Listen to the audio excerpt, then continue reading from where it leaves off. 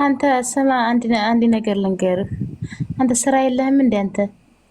ያው ስራዬ አንተ ስራ የለህም እንዴ? አንተ ሰውዬ ያው ስራዬ ነው። መዲና ስማ፣ ቆይ እንነጋገር። እኔ እናንተማ አንተ ጨንጓራ ፊት ማለት ነው። አንተ ግማታም የገማህ ግማታም ማለት ነው። በአማርኛ ነው። አንተ ስራ የለህም እንዴ? አንተ ዝንጀሮ ስራዬን እኮ እየነገርኩሽ ነው። አንተ ዝንጀሮ ምን አባክ ስራ ነው? አንተ ምን አባክ ነው ስራ? እያስጠነቀቅኩሽ ነው። ተሳዳቢነት ግማታም ጥንብ ማለት ነው። አንተ እኛን መተቸት አትችልም። አንተ ጥንብ እንዲያው ባለህበት አላህ ይና አለክ በረክታላ።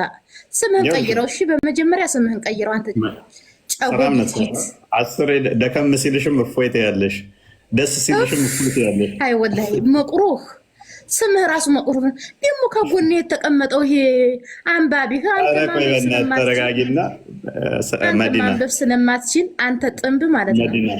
አንተ ግማታም መዲና ግማታም የሸተትክ ሸታት አንተን የወለደች እናት ምን አይነት ሴት ናት? ያልታደለች አፈር አባክ ብላ በረክታላ። አላይና አልህ አንተ ሸታታ የግማታም ልጅ በአማርኛ እየቀራችልኝ ግማታም አንተ ጥንብ።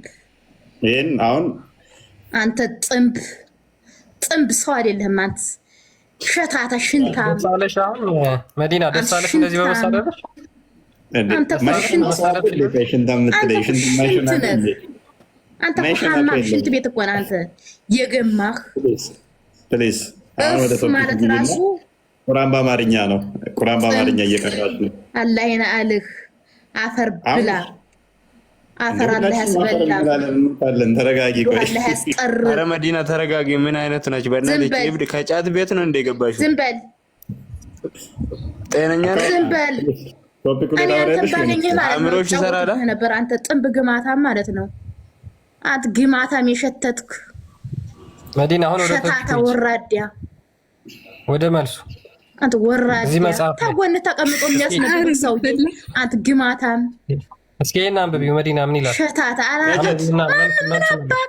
ለምን አባክ ተኛ? ምን አባክ ልታወጣልና? አንተ ነጀት ወንድ ትሆንክ አትወጣም። ጤነኛ ነች እንዴ መዲና? ተደብቀህ የምትኖረው አንተ ሸታታ የማትወጣው ዘላለም ተደብቀህ ነው የምትኖረው። ዘላለም አንተ ተደብቀህ ነው የምትኖረው። አንተ ጥንብ ሸታታ የገማህ። ኧረ ተይ መዲና፣ አንተ የገማህ ሸታታ። ይኸውልሽ የውጫዊ መቆሸሽ በውሃ ይጸዳል። የአይምሮ መቆሸሽ ምን ውሃ የታባክ ታገኛለህ? አሁን አንቺ አይምሮሽ ነው የቆሸሸው እኮ። የታባክ ታገኛለህ ውሃ? አንተ ቆሻሻ፣ ወላሂ ቆሻሻ። ከውስጥሽ የሚወጣው የቆሸሸ ነገር በውሃ እንኳን አይጸዳም። አራም ጥንብ ትሸታለህ። ጢምህ ቅማላም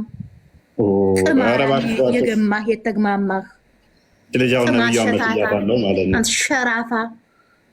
አንደኛ ነብይሽ ሸራፋ ነው። ነብይሽ ቅማል አለበት።